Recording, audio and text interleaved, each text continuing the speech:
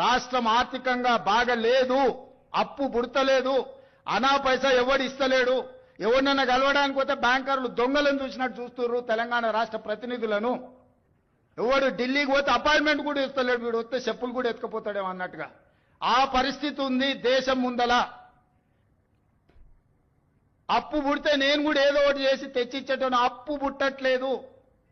ఎవడు బజార్లో నమ్మడం లేదు. స్వీయ నియంత్రణనే దీనికి పరిష్కారము.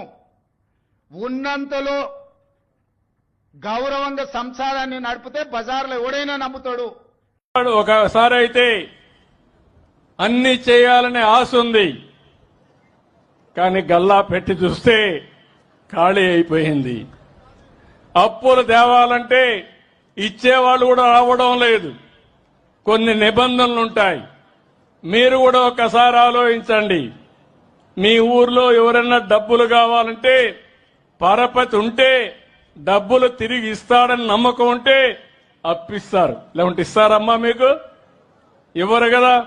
నా పరిస్థితి కూడా అదే.